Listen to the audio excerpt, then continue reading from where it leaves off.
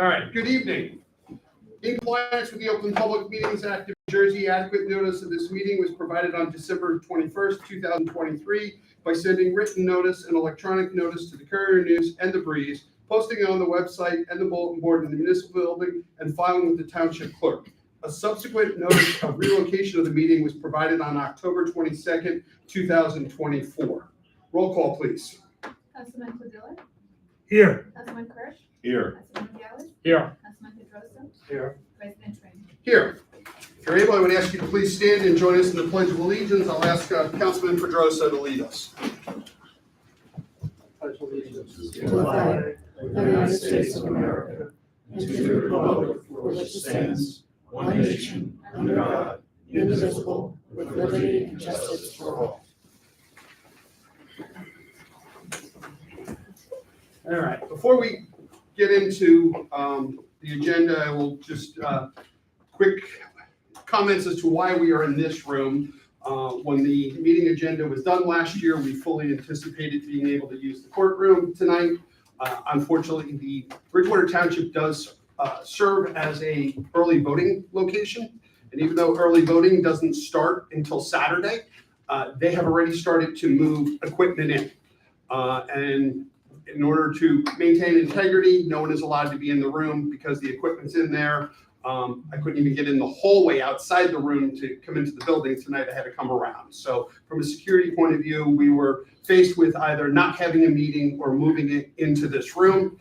After some consultation the other day, made the decision we would proceed with the meeting. So I apologize. We're going to be a little more cozier tonight. I thank the Office of Constituent Relations for being able to put together a temporary fix. We are live streaming this as well as we normally do. So thank you to them for that. And again, I apologize, but we will persevere through this tonight. So with that, item 4 on the agenda is minutes for approval. October 10th, regular session. Make a motion to approve them. Have a motion. We have a second? I'll second. Roll call? Councilman Padilla? Yes. Councilman Kirsch? Yes. And Councilman Pedrosa? Yes. Okay.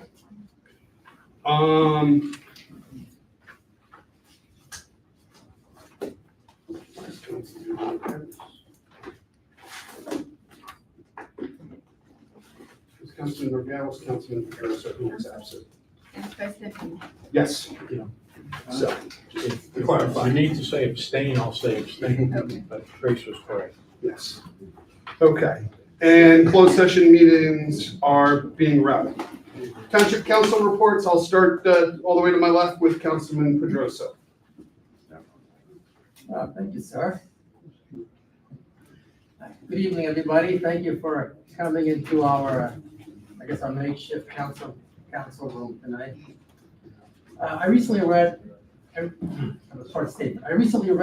powerful statement from Mayor Matthew Mensch, where he demonstrated true leadership by courageously calling out Board of Education member A.J. Joshi for his blatant lies. Mr. Joshi stood before this governing body and falsely accused a Bridgewater police officer of racism against his son and another individual. This was not just a lie. It was a reckless attempt to divide our community for personal gain and public grandstanding. Like Mayor Mensch, I refuse to stay silent in the face of this dishonesty. Mr. Joshi's accusations were not only an insult to our dedicated police officers and the people of Bridgewater, but also a disgrace to the legacy of the civil rights movement. His words diminish the struggles of those who have experienced real racism, mocking the progress we fought for as a society. A.J. Joshi's behavior makes one thing clear. He is unfit to serve on the Board of Education. And the right thing, and the decent thing, would have been to step down. But instead, he clings to power and now seeks re-election. What makes the situation even more outrageous is the hypocrisy. While A.J. Joshi fabricated involvement in victimhood for himself, he failed to protect others when discrimination concerns were raised within the school system. At a recent Board of Education meeting, community members came forward with claims of discrimination. hoping for a voice and an advocate. And yet, Mr. Joshi, who claims to champion fairness, remains silent. In the moment when he could have stood up for others, he chose to do nothing. Our community deserves leaders with integrity, those who do the right thing, even when it's hard. Mayor Mensch exemplified this courage by speaking the truth, no matter the controversy.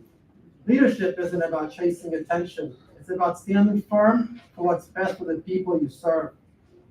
A.J. Joshi's actions are not only unfit for someone in public office, but they also send a dangerous message to the next generation.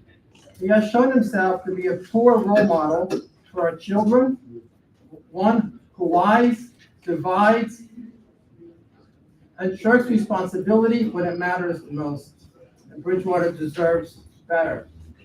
For those who want more information about this, I have it on my Facebook page of Felipe Pedroso Bridgewater. And don't forget to vote. Thank you. Have a great night.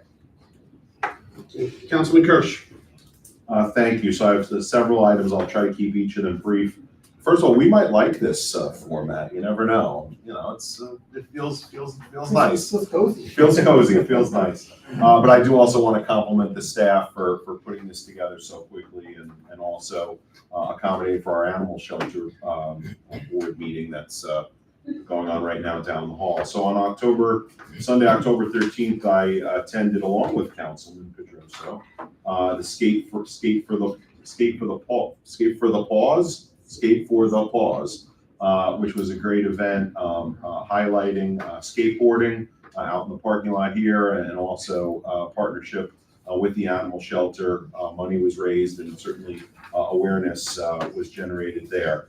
On Monday the 14th, I attended over at the JCC a session on addressing anti-Semitism in schools. That was a second annual session. Approximately 25 people were there, mostly school leaders and Board of Education members. I felt my presence there was a valuable statement about how Bridgewater stands up to anti-Semitism and all hatred in all its various forms.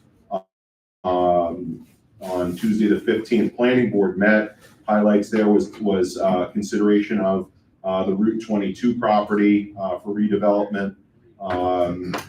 And that was recommended for proceeding down the pathway, and then began to hear the case that may be the one most being looked forward to a great deal in Bridgewater, the Chick-fil-A. So that is now an active case for our planning board.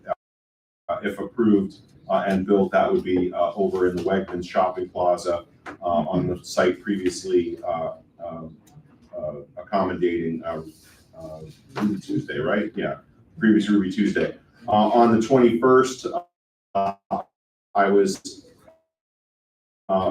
had the privilege of Food Network of Somerset County. That was collected by Florida United Soccer and our recreation soccer, with assistance, of course, from the DPW. I did not personally lug 700 pounds of food, but it was a sizable donation, and certainly great appreciation to the community for the generosity. The following day, I had the privilege of delivering a proclamation for the 105th birthday, you did hear that right, of Margaret Schneebacher, who lives over at the Care One facility on Route 22. She was living independently until age 100 and has lived the last 5 years over with us at Care One. So there's a proclamation celebrating her life and accomplishment. And her reaction, she plans to be around till at least 110. So somebody will make a note of that, that we will hopefully owe her a proclamation 5 years from now as well. We should do one every year. Every year? All right, well, maybe we'll do that. So she definitely, she knew kind of who I was and what I was representing. As soon as I was there, she said, "You want to know who my favorite president was?" I was like, "Oh boy, this one could get interesting." Her answer was Ronald Reagan. But born in 1919, she certainly, seen a lot of American history. On the 22nd, I attended the Congressional District 7 election forum over at Temple Shalom. The two major party candidates for Congressional District 7 were there.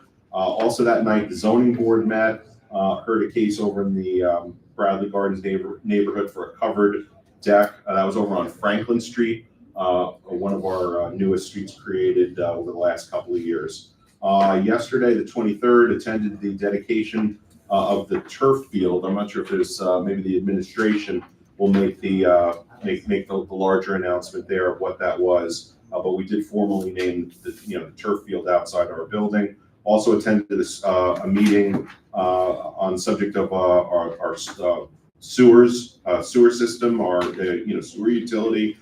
In attendance was our two commissioners who represent us at SRVSA, Bob Albano and Joe Lafreri. And then earlier today, there was a budget committee meeting covering a few topics, all of which will surface in the coming weeks, and that's my report.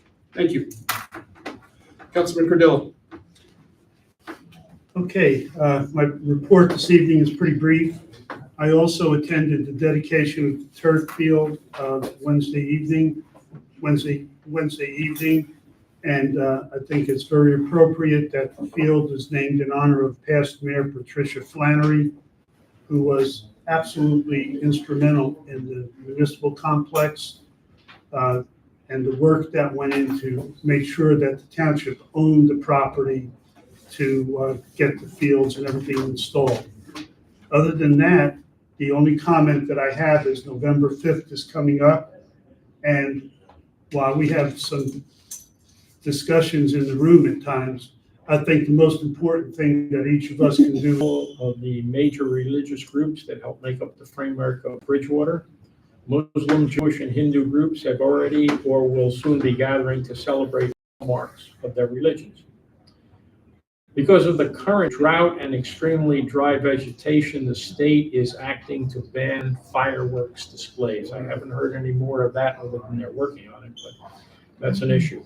Attended the Bridgewater Raritan Hall of Fame induction dinner where my daughter Karen Travisano and several members of her swim team were inducted into the best public schools in Somerset County. Here are the top 10. Number 1, Montgomery. Number 2, Ridge. Number 3, Bernards. Number 4, Watchung. Number 5, Somerset Votech. Number 6 is Bridgewater Raritan. 7 is Hillsborough. 8 is Thomas Edison Energy Charter.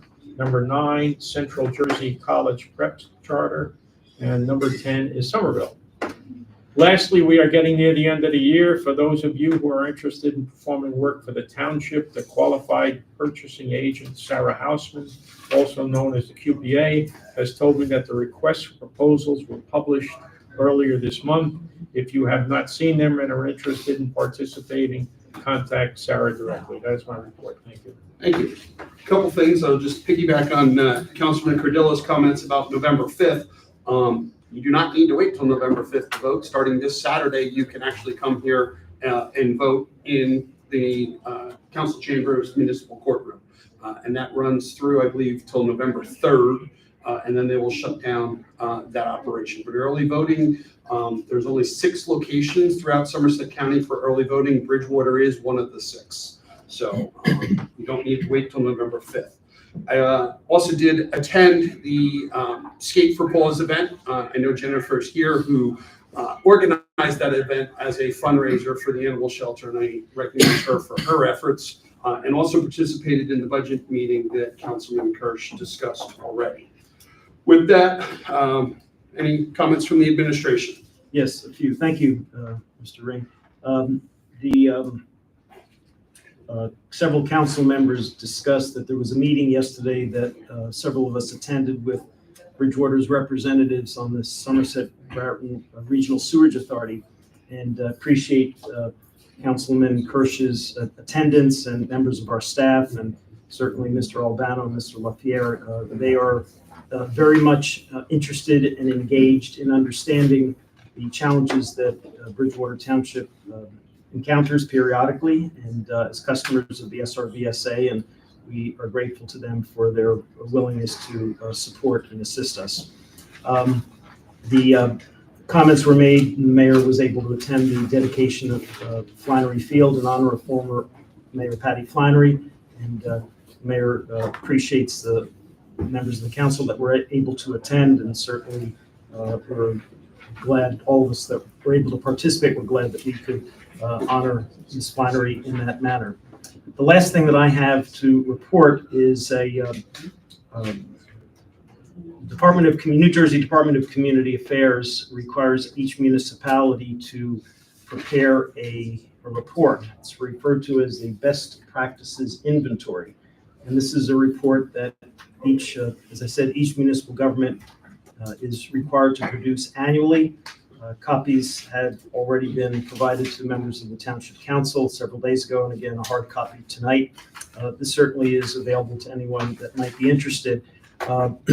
What's significant about this is Department of Community Affairs, which is a state agency that has some regulatory oversight over municipal government, carry out this to encourage is probably a soft word, delicate word, municipalities to engage in activities that could be considered best practices that would help for the efficiency of local government. But what is important about this is there is a score that is ultimately calculated, and if you achieve at least 35 among these numerous categories, then there is not to be any aid withheld from the state of New Jersey. And I'm pleased to report that, once again, Bridgewater Township is well over the 35-point minimum. What was unique about this year's best practices inventory is there were two categories that were added that had not appeared last year. One was in the area of affordable housing, because as many of us know, there's new legislation that's been enacted that has imposed new requirements on municipalities as far as providing for affordable housing. And the other is in the area of lead paint compliance. There are requirements that municipalities have in ensuring properties of a certain age are inspected, and those two categories are additions to this that had not been a part of it in years past. And that's all that I have. Thank you. Great, thank you. Next up, we have Chief Mitzak for a swearing in. So I'll go first, and you can go say your words, and then we'll swear Okay. in, all right? How's that? Sounds good. Okay. Good evening, everyone. I'd like to welcome everyone to the swearing in of Officer Adam Ruiz. I'd like to thank the mayor and the council, as always, for their strong support of the police department. Officer Adam Ruiz comes to us as a fully sworn police officer. He has worked for the Raritan Borough Police Department for the past year. A little background about Adam. He was born and raised in Bridgewater and currently resides in Bridgewater. Adam attended Bridgewater Raritan High School and the Somerset County Tech, where you're an electrical construction certificate. He currently attends the Raritan Valley Community College, working on his associate degree. Prior to becoming a police officer, he worked for Basking Ridge Electric as an electrician, Colonial Motors as a shop employee. He worked for Somerset County Communications as a dispatcher, and he also worked at the Somerset County Jail, working as a corrections officer. In 2023, he attended the Morris County Police Academy, and upon graduation, he was hired by Raritan Borough PD. Adam is also a certified EMT and firefighter. As we can see, Adam brings a tremendous amount of work experience to Bridgewater PD. While interviewing Adam, I asked him why he wanted to leave Raritan Borough to work in the town next door. Adam related that he was born and raised in Bridgewater, and he has a tremendous amount of pride in our town. He told me that he always wanted to be a police officer in Bridgewater. I am thrilled that we were able to offer thank our PD family. We will provide you with the equipment and training to have a safe and effective career. Sorry, I'm talking to you back here. You should be up here. Just remember, Adam, every badge you wear is a symbol of trust and responsibility.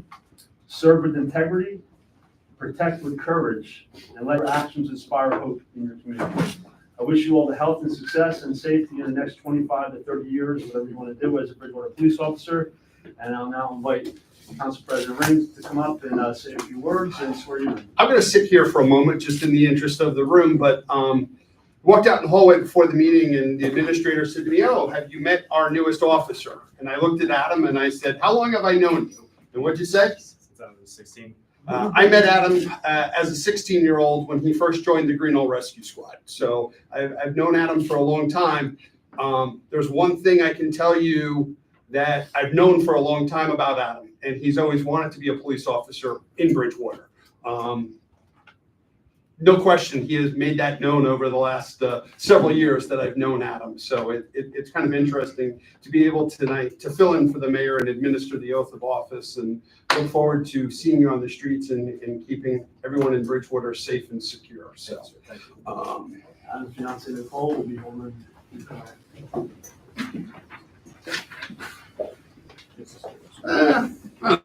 How do you want Suzanne will tell what, you. Suzanne, whatever Suzanne tells us, that's what we do. Face the audience so everyone can watch. Okay.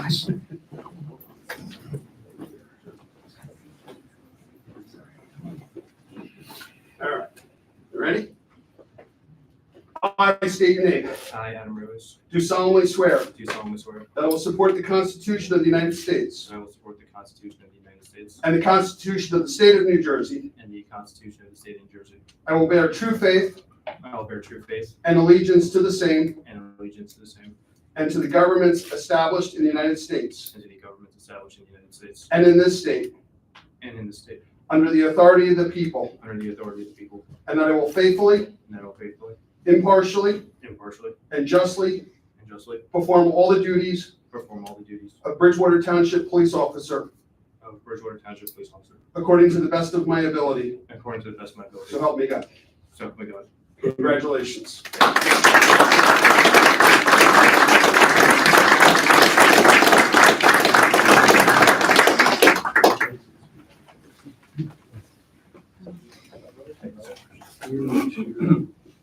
Sign both of those.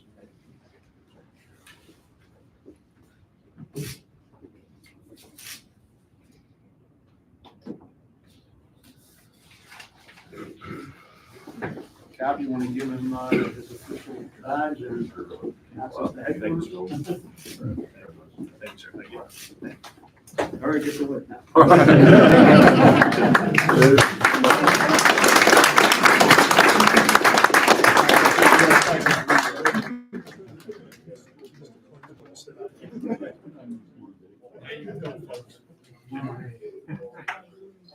Suzanne, you try to get a picture. Yeah, let's do it. I'm gonna just pull this back. Council, can I have you just come right here? Oh, that's okay.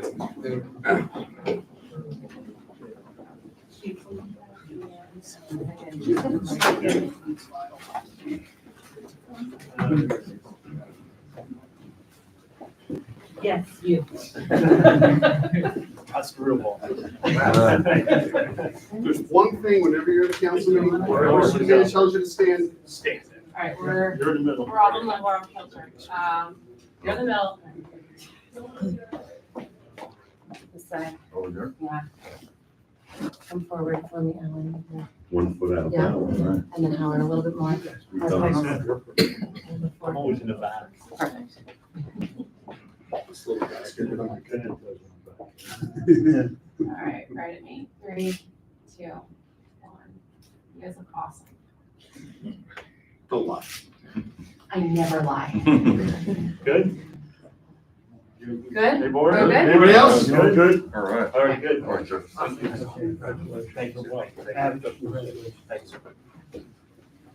Congratulations. Congratulations again. Start drinking, shaking out. Thank you. Have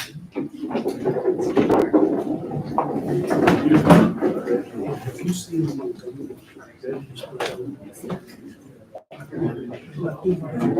This was the first time I noticed council chambers. They have to stay, that's on the ground floor. So you come into the building, it's on the left. It's all glass walls, so if you're in a meeting, everything's going on outside. Did everyone, okay. Just want to give a moment for those that were leaving to leave. Next up, we have a presentation. Mr. Pappas, did you have any comments? Sure, thank you.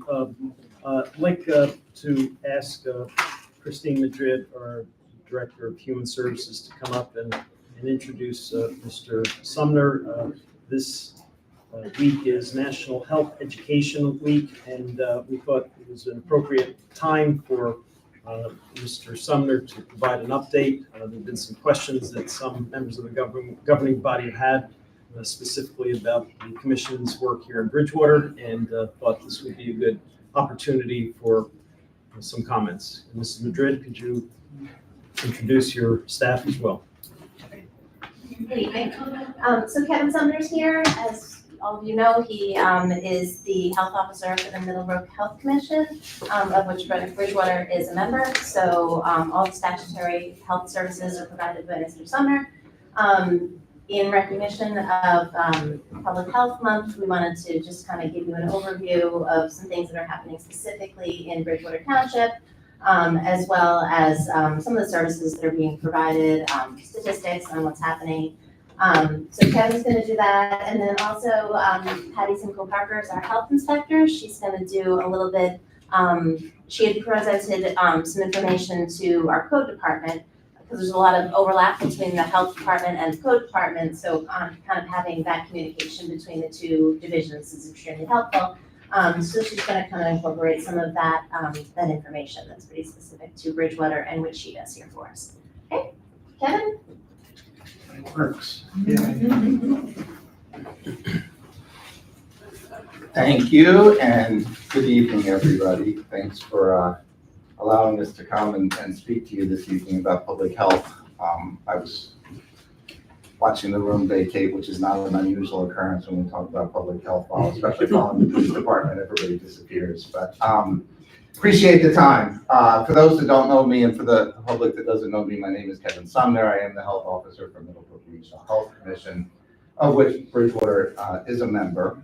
I have been with that health commission for almost 40 years now, in varying capacities, as a individual who came to the door knowing virtually nothing about public health when I started. I was a wildlife biology wannabe, and I ended up working for the health department and learning a lot.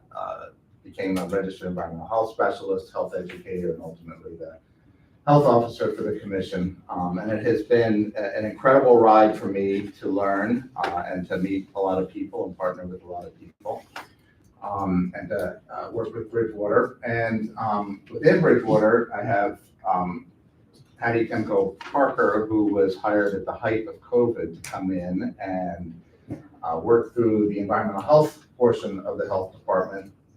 And as Ms. Madrid said, she prepared a presentation to build some communication and collaboration and understanding amongst the departments within the township, and in particular the code department, as part of her master's work, pursuing a master's in public health, and really to meet a need of assuring that we understand what other departments' needs are and they understand what our needs are, so that communication is better. So I am going to ask her to come up and do a abbreviated version of what she presented to them.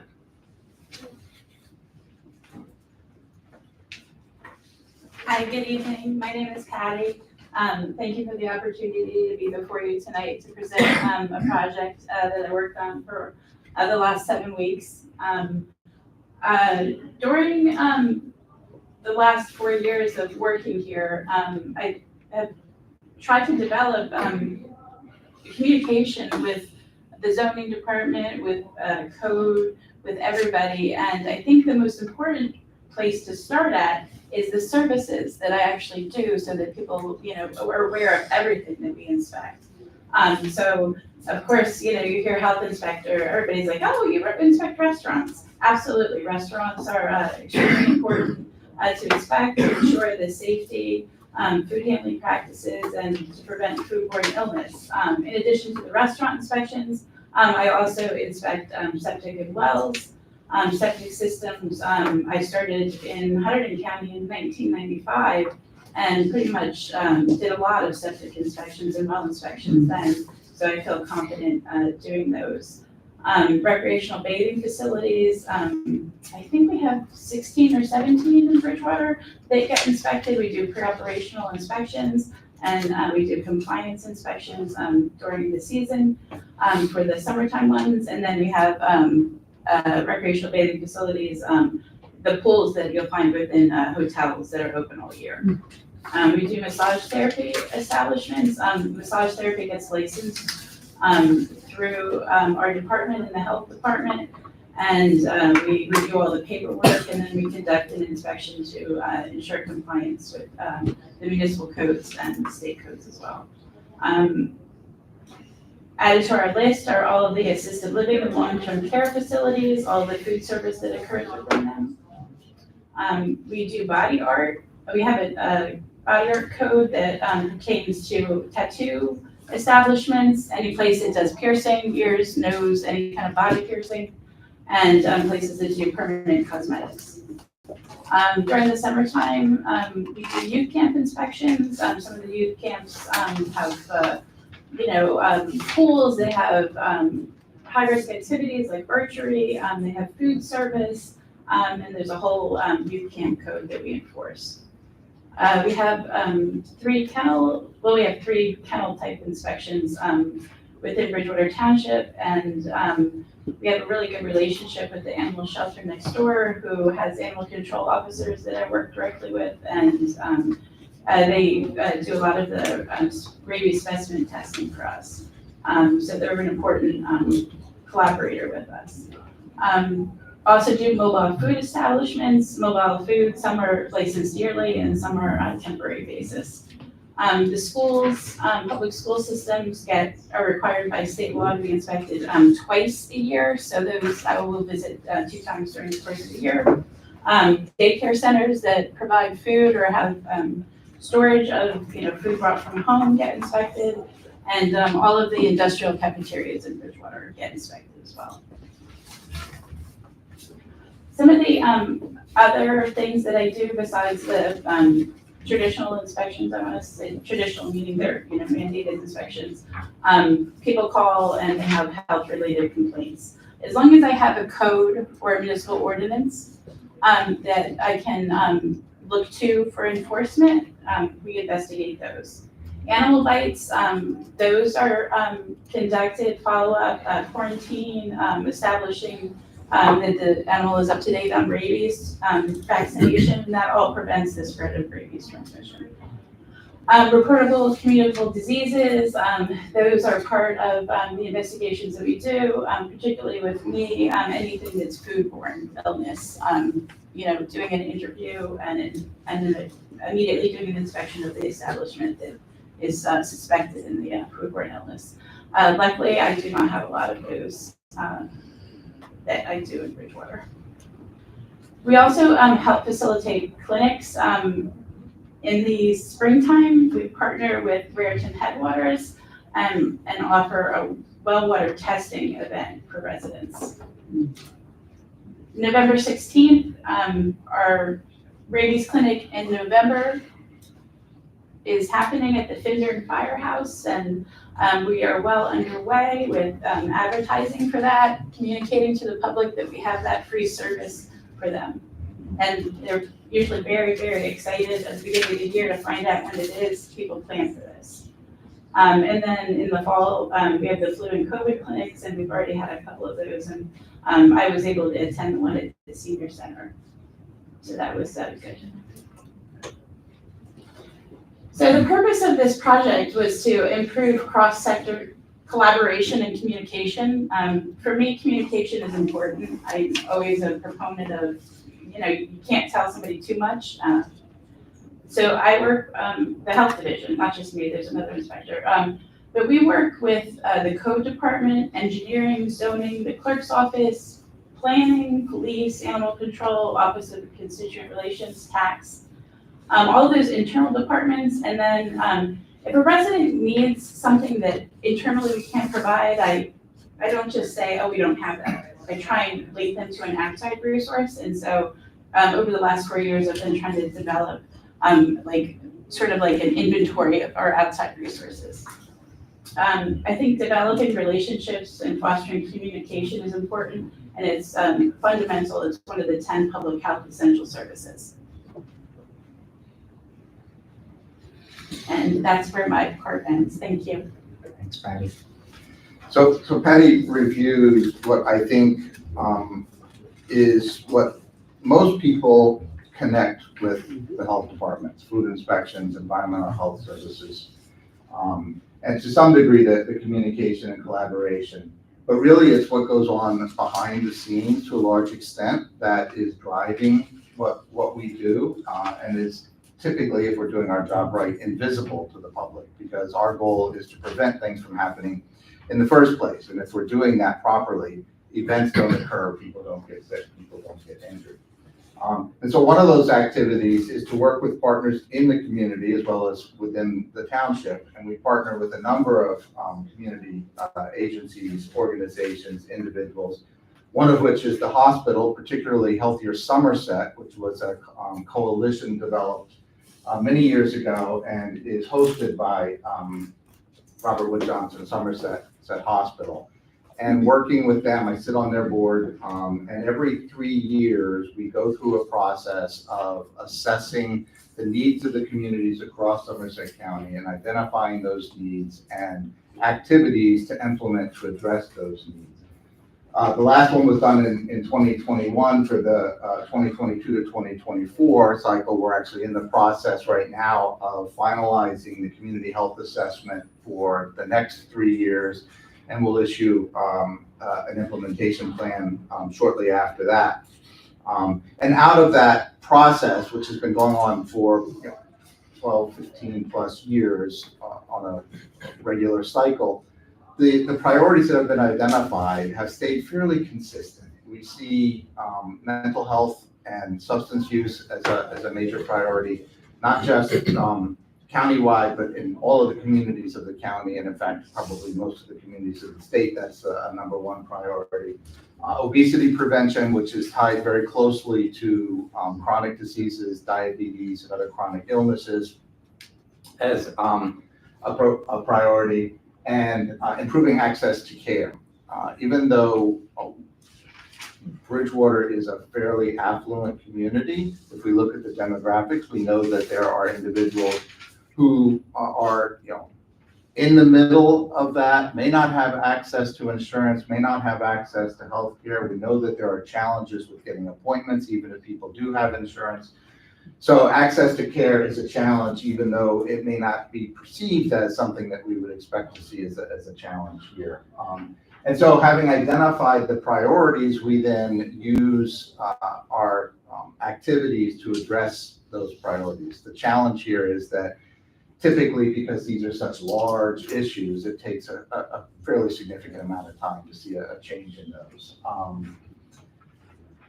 When we look very closly at the demographics and issues specific to Bridgewater, again, fairly affluent, fairly healthy. I'll show you a chart in a minute that compares Bridgewater to much of the rest of the country. And overall, Bridgewater is a very healthy community. But we do know that we have some challenges. And one of those is language barriers. And communication, as you heard from Patty, is one of our priorities. So addressing the language barriers. We have an aging community, which means that we have propensity for illness, especially those chronic illnesses. We have a fairly large number of long-term care facilities that we work very closely with to control outbreaks and illness within those facilities. Those relationships, there's a silver lining to the pandemic. The relationships we develop with those facilities are much better than they were prior to the pandemic. Really all related to communications. And we address these issues through a couple of different frameworks, which are the pictures you see on the right side of this slide. The 10 essential services that Patty referenced in her words from the upper right-hand corner, but really the bottom right-hand picture, which is the foundational public health services, which defines the bottom of that, the blue, is kind of the infrastructure of the health department, the resources we have to have, the skill sets we have to have, the epidemiology, communication, and other pieces to that. More practical for these purposes are the foundational areas. Those include things like communicable disease control, investigation and control, chronic disease control, the access to care issues we've identified as a priority, maternal and child health, and all those environmental health services that Patty reviewed. And so we focus on those 5 areas, and then at the very top is those items that are community specific. And I think one of the items that may resonate with that Patty mentioned is the massage therapy work that we've been doing, which is an issue that we've identified in Bridgewater as one that we want to focus on from a public health perspective to make sure that those businesses are operating appropriately to prevent any infectious diseases transmission. So, part of this timing is great because we did just issue the 2023 Commission Community Report. It is formatted based on those foundational public health services model. And some of the questions we received, because that report covers the entire commission as a whole, was what are some of the Bridgewater specifics. So here you can see from 2023, kind of on the left-hand side, the routine or more routine inspections, environmental health pieces, 203 food inspections, with 4 of them being conditional. Those are the ones that are questionable that we would go back to in short order to make sure that they're operating properly. The recreational bathing facilities, 45 complaints from residents that we responded to and addressed, and then the other environmental health inspections. On the right-hand side of that, those numbers are our infectious disease investigations that were conducted in 2023. The bulk of which were COVID-related, 1,700 plus, but that still left almost 200 other diseases, of which we had 18 confirmed infectious diseases, 69 that were probable, and I'll explain these definitions in a second, and then 22 that were possible. So these are slightly different definitions than you might get if you go to a doctor. A doctor will diagnose you with a disease. We don't have those laboratory results that a doctor might have available to them, and we're looking at disease from a different perspective. We're looking at it to protect the entire public as opposed to focusing just on that individual. And so our definitions are a little bit different. And so a little bit more flexible, which is why we get this confirmed, probable, and suspect. And so, for example, many of the confirmed cases were tick-borne diseases, babesiosis, which is a tick-borne disease. We all know about Lyme disease, but there are many others. Alpha-gal, which you may have heard of, is a fairly new syndrome associated with tick-borne disease that essentially causes an allergy to proteins, particularly red meat proteins in individuals. And we did have one confirmed case in Bridgewater in 2023. And a number of waterborne diseases, Giardia, cryptosporidiosis, waterborne illnesses. So, the reasons we focus on well water and water sources. And then one case, which is always a high concern of ours, of hepatitis A in 2023. We lucked out in this case because this individual did not work in a food establishment, but it's a disease that is very easily transmitted by food handlers, and so we're very careful to follow up on those very rapidly.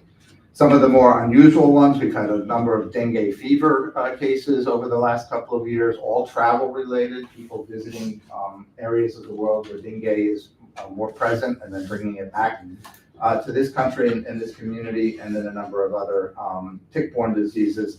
And then the one that frustrates me the most is pertussis. We see a continuing persistence of pertussis or whooping cough, which is a vaccine-preventable disease that we just can't seem to control as well as we can control many of our other vaccine-preventable diseases. And then some of our other public health services, a number of clinical services. We partner with community visiting nurse associations, Sioux Falls Health Centers, and other providers. Dr. Frank is the commission physician. He has a private practice in Greenbrook. He provides a lot of services for us to do vaccination clinics. We just did our last flu and COVID clinic today. I got my COVID shot, so I'll see how I feel in about 5 hours from that. We do blood pressure clinics, well baby clinics, which are housed in Bridgewater, because that's where the highest number of participants in the well baby clinics come from.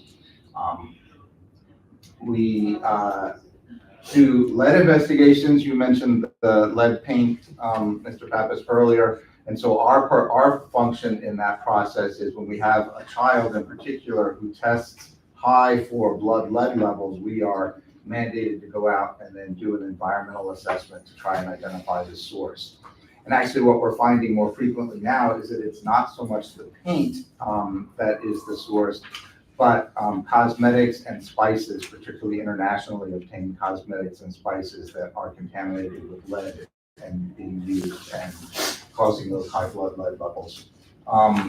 Emergency planning and response, working with police, fire, EMS, and others, responding to, we had a potentially contaminated water supply in 2023 that we responded to in Bridgewater, notifying people not to drink the water until we were sure that that water supply was not contaminated.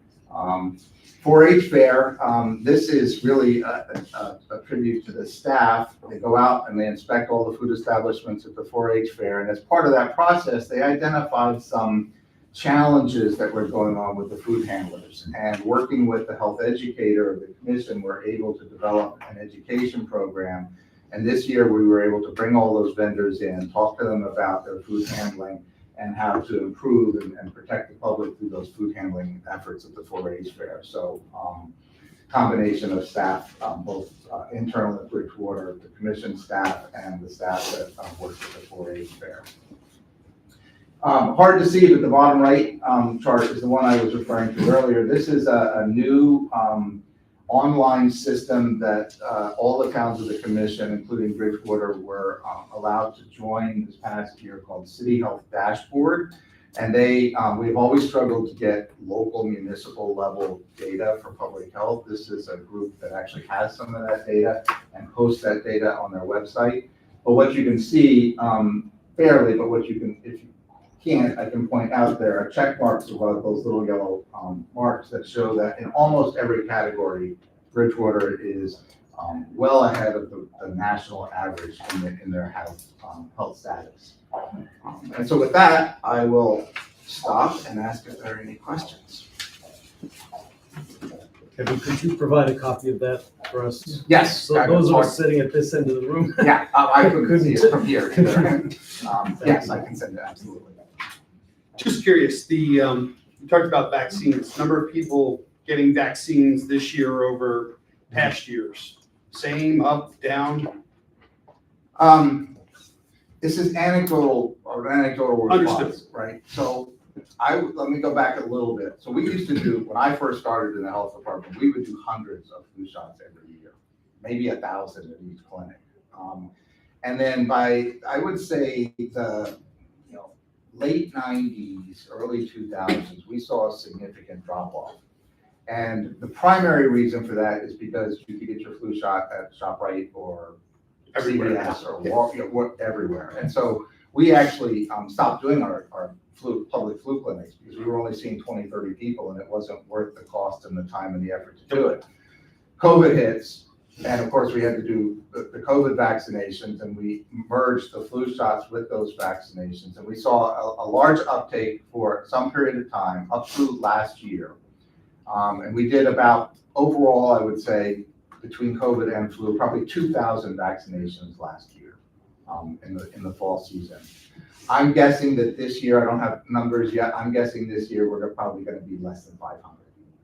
So whether that's because I think it's a combination of people being hesitant, particularly with COVID, yeah. The numbers of vaccines and the availability everywhere, getting it all. Yeah. So hopefully people are still getting their vaccinations. They don't have to come to us to do that, but we hope they get it somewhere. I know a lot of employers even are doing them in the workplace. Yes, yeah, especially larger employers. Yes. Employers, yeah, absolutely. Making it as convenient as possible is key. Yep. Thank you. Very thorough. Councilman Nordhaus. Thank you. Kevin, thank you for your participation today. You mentioned that you do head the Middlebrook Health Commission. And I don't know if you mentioned the four components: Bridgewater, Greenbrook, Warren, and Washington. Those are the four pieces. Yes, sir. I sat back and I went back and I Googled the size because I want to reference a conversation that Director Madrid and Administrator Pappas and I had last year. Bridgewater is, if I use population, Bridgewater is 46,300. Greenbrook is 7,300, Warren is 16,000, Watchung was 6,500, total 76 and change. When I do the math, it winds up that the Bridgewater, from a population standpoint, is 60% of your business. If I did it on a landmass basis, it winds up to 52%. Well, the conversation I'm going to reference, when we were talking last year prior to a commitment for this year, it was Director Madrid's strident view that the health officer had to spend 2 days a week in the office.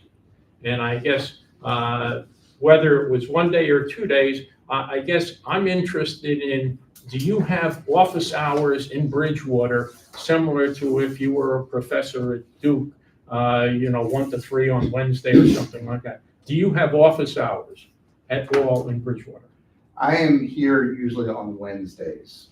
It varies some weeks because of other commitments, but typically I'm here on Wednesdays and I check in. Is that all day on Wednesday, half a day on Wednesday? Half a day on Wednesday usually. I mean, and it varies by week. I mean, I've been here 3 days this week, so it just depends on the week. Okay. So from a practical standpoint, from Ms. Madrid's standpoint of saying she really wanted 2 days a week, we don't have you for 2 days a week. Well, you have me every day. I understand. Because I don't physically, I know you have staff. Not yours. She wanted in-house. And, okay, so now I understand clearly. See, earlier this year, in the January reorganization, this body, the council, approved your contract for this year, but we never did see a contract that specified hours. And as we're getting near the end of the year, if there's a consideration for another contract for next year, I will be very interested in whether on-site hours are any component in that discussion. We provide, you have it, Patty is the internal registered environmental health specialist, and the commission provides a 50% additional REHS who is in-house during the week, typically 3 days a week. She actually gives a little bit more than 50%. Thank you. Anyone else have any? In the presentation, you spoke about the mobile food trucks. Mhm. And I'm seeing a lot of them around town. How does, I'm sure that's an impact on the work and inspections that you do. Do you see that as a problem in town, or is that something that is being handled without issue? I don't see the mobile food trucks as too much of a problem because most of those will come in and get a license for the year, right? So they're getting an inspection. If we get a complaint, we follow up on it, but otherwise they're getting an inspection, they're getting a license, and then they're operating for the year. The greater challenge is with the temporary events where you have a truck that comes in for a particular event and may not be operating in town at any other time other than that particular event. Those have increased a lot over the years, and they're a challenge everywhere. So what most of us do is if that vendor has been inspected within a reasonable amount of time, typically less than a year or 6 months, or so prior to their event, by another health department, and can provide a copy of that inspection report for our review, and it was satisfactory. If we like the report and we know who did the report, and we're comfortable with that, then we are allowed to accept that report under the state rules. And so that lessens the burden. There are some cases where the report isn't very favorable, or it's just not a complete report coming out of someplace, in which case we would require them to either come in and be inspected, or we would attend the event and inspect it. And so those are typically after hours things if we can't get them to come in during normal hours, and that is a challenge. I have a story about that. I was coming in for a council meeting. There was a food truck right next door by Kidd Street.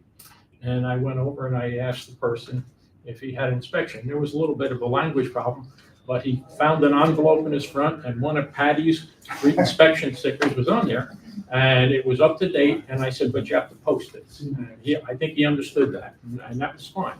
And I have thought about doing that from time to time. In Costco, there's a guy who hangs out in Costco Park. And it would, but. Cousins Maine Lobster. Pardon? Cousins Maine Lobster. Yeah. That's their. We inspect them. And we inspect them. If they don't come to us, they're very often in the vicinity of other food trucks. So Patty will proactively go out and set up inspections with them directly. I have a question because I've been asked this question and you didn't make it part of your presentation. But is your department responsible, or is a food truck that comes into the jurisdiction of Bridgewater Township responsible to provide your office with their either a report from another health department, or are they required to get the Bridgewater Health Department's review? If they're They just operating. operate in Bridgewater? Yes, yes. They have to have a license, and in order to get that license, they have to have a Bridgewater license, and in order to get that license, they either have to be inspected or have an inspection that we've accepted. So the bottom line is, if they know they're coming into Bridgewater Township to do an event or whatever it might be, one of their responsibilities is to come into the health department and say, next week I'm doing this event in Bridgewater. Here's my license, my past inspections and stuff, and Yes, if you need to, come out and check me out. that's right. Can I interject for a moment? Of course. Okay, so a large part of my job, in addition to actually doing a physical inspection, is education. So I'm answering the phone several times a day. Lots of people calling saying, I want to come in, do a temporary food event.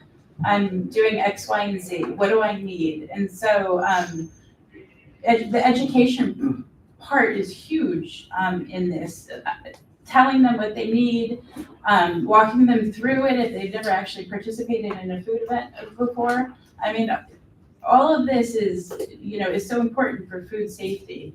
And so, I'll have conversations with them. And then we talk about collaboration. The fire marshal, he'll say, Patty, did you know that there's supposed to be an event in Duke Park on Saturday? Food trucks are coming. And I'll be like, no, I had no idea. And he's coming up to my office. I'm talking to him. We're trying to cover each other so that nobody gets lost in the mix. Do we have stuff on the web that we can direct people to? We do. We have the requirements are posted. We have flyers telling people what the requirements are, spelled out. You need a food safety certificate. You need the previous health inspection satisfactory rating.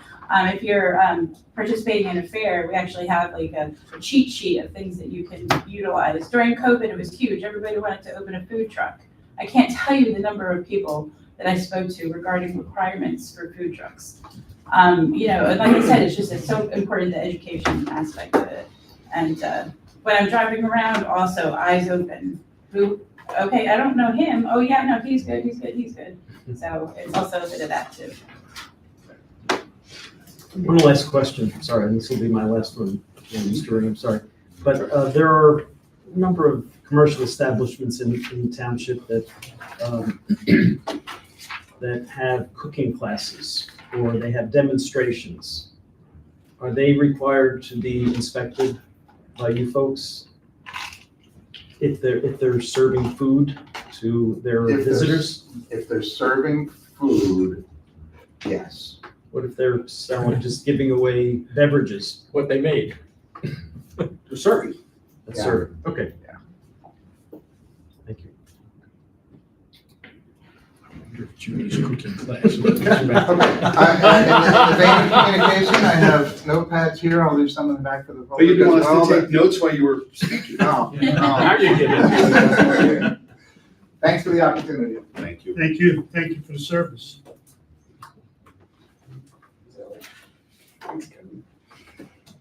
All right. Next up is meeting open to the public. Motion to open the meeting to the public. Motion open. I'll second. All those in favor? Aye. Aye. Opposed? All right, the meeting is open to the public. Members of the public wishing to address the council on any matter will be allowed 2 minutes to speak unless there's unusual circumstances. just ask, try to make an extra effort tonight, given we do not have microphones in here, but we are broadcasting. Hi, Jen Lochran, Bridgewater.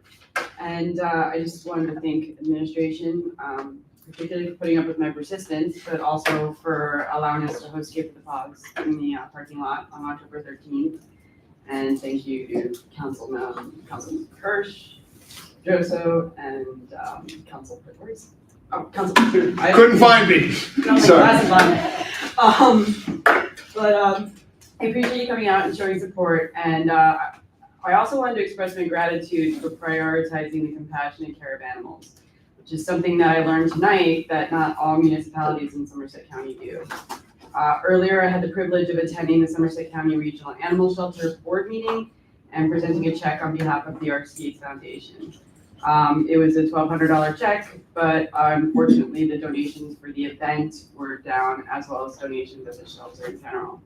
I've heard from other charities and foundations that with the recent hurricanes and a lot of sports programs and world events, that there is this sense of charity fatigue. So I just wanted to encourage the community that, you know, all causes are really important and essential, but this shelter is truly essential. They not only care for local animals, but they also have recently taken in rescues from hurricane-affected areas. And during the board meeting, I learned that there's a stark difference between what they do and what other shelters that are much cheaper that other municipalities in the county use. Like some of these shelters only have like 7-day hold periods, and they're not good holding periods before the animals are euthanized. In contrast, our shelter gives animals the care and a chance at life that they deserve. So as we approach the holiday season, I just wanted to encourage the community to continue to support the shelter. And many of us, you know, we can spend and receive more than we truly need. So I hope you keep them in mind. I know I'm running close on time. Do you mind if I just talk about my sponsors? So at the event, we had a pro skateboarder that just happened to drop by, and it's not even a small name, big name, New Jersey guy. His name is John Gardner from Skate John. No idea who was coming. I want to thank the Department of Public Works, Recreation, Gabriel's Fountains for the free ice cream, Martinsville Rescue for looking out for our safety, Bridgewater Township Police Department, they donated a skateboard, which was received by a kid in the community. I couldn't tell you, deserved it more. Wegmans, they gave us a $100 gift card, which we raffled. Vans, tons of stuff that were given out all to the kids. School of Rock, Dig gave us 3 gift cards, and one of them went to a really special family with children with special needs. The Friends of Somerset County Regional Animal Shelter and J Skate Shop. Troop 60859, they came in and took pictures of all the cats, and they made a book, and we posted it on social media. They posted it on all their social medias, and anybody who was in the board meeting today would have heard that a lot of cats have been adopted. So I love that effort, and I hope we can continue it. And then Troop 46, they helped us do a lot of moving of ramps and packing of things, because by the end of it, we were all exhausted. So I just appreciate the effort. So thank you. Thank you. Thank you. Mr. President, I just dovetail one related item for the animal shelter. Speaking of their need for funds, there is an upcoming fundraiser November 15th, an evening of laughter. Suggested donation is $45. There will be 3 comedians there. It is location, again, it's very small on my screen. It's within Bridgewater on Friday, November 15th. So, is it Knights of Columbus here? He's got the better glasses on. 3 comedians, including my favorite, a ventriloquist. That's just my a weak spot. So, be on the lookout for that. Anyone else? Good evening, Kathy Franco. I'll try and keep this short, but I'm going to start with thanking OCR and Clerk's Office for live streaming this and making it available to those who are otherwise unable to be present tonight, either due to physical or scheduling conflicts. I really appreciate the health report from Middlebrook. I did have a question, that if there's a concern or a complaint, do we make it directly to Middlebrook or do we call our local township? Either way works. Okay, thank you for that clarification. Go to my pre-planned notes. I also want to thank the Bridgewater Police Department for the statement that they made publicly regarding defective signs. It's unfortunate that individuals are taking property from homeowners' property. And this takes away from other safety issues potentially that the Bridgewater Police Department could be addressing. I noticed on the agenda, there's a grant for safety and security with an influx of money that will be going into the budget. In that resolution, I did not see what that grant was being used for. So I would like clarification on that. Is that specifically going to go to the police department towards safety and security, or is it going to go into the general funds and just get mixed?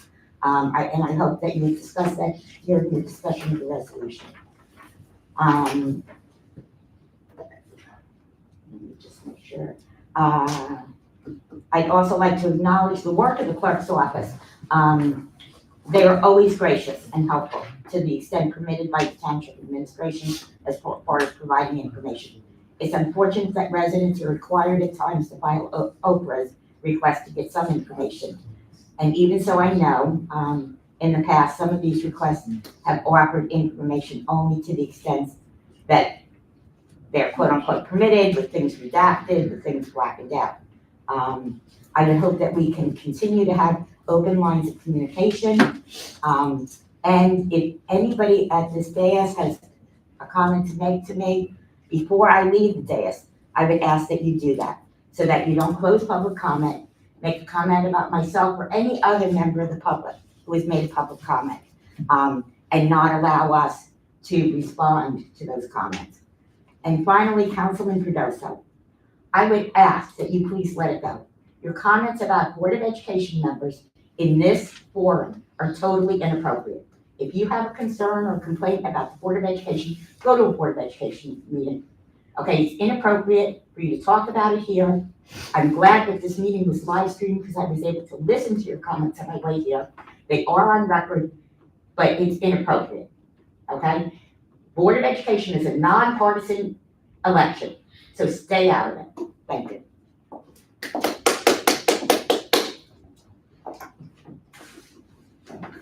Anyone else? Move to close public input. Any motion? I'll second it. All those in favor? Aye. Aye. Opposed? All right, public meeting is closed. We do not have any hearings or final action. We do not have any ordinances being introduced. Moving on to the resolutions. Thank you. First is Resolution 13A, requesting approval of items of revenue and appropriations in NJS 40A:487 Budget Chapter 159 for the Safe and Secure Communities Grant Program in the amount of $12,750. I know there was some question, monies that come into grants have to be accepted if it was not already in the budget. Anything further? Yeah, that those funds are sought and received, I believe, annually and go towards the traffic safety unit. Okay. Thank you. Any comments or questions? I have none. I'll make a motion to move it. We got a motion. Do we have a second? Second? Roll call? Councilman Padilla? Yes. Councilman Kirsch? Yes. Councilman Galvin? Yes. Councilman Pedrosa? Yes. President Schmidt? Yes. Resolution 13B is appointing Jerry Black of 5 Ann Place to the Bridgewater Township Veterans Advisory Committee. I know Mr. Black, along with his family, is here this evening. Just for the public's benefit, Mr. Black does come from a long family of having served in the military, starting with his great-grandfather who served in the Army during World War II. His father is a veteran of the Air Force, having served in Vietnam. Jerry himself, U.S. Navy Submarine Force and New Jersey Army National Guard experience. So, Mr. President, if I can have the privilege of moving this, I'd like to do that because the reason we're having this discussion is the conversation I had with Jerry at a social event over the summer and expressed interest in getting more involved. And I did a little bit of thinking about it and learned of his military background and thought that this would be an outstanding fit, and I'm very confident that Jerry will do a great job, and I'd certainly be privileged to move this resolution. I will second it.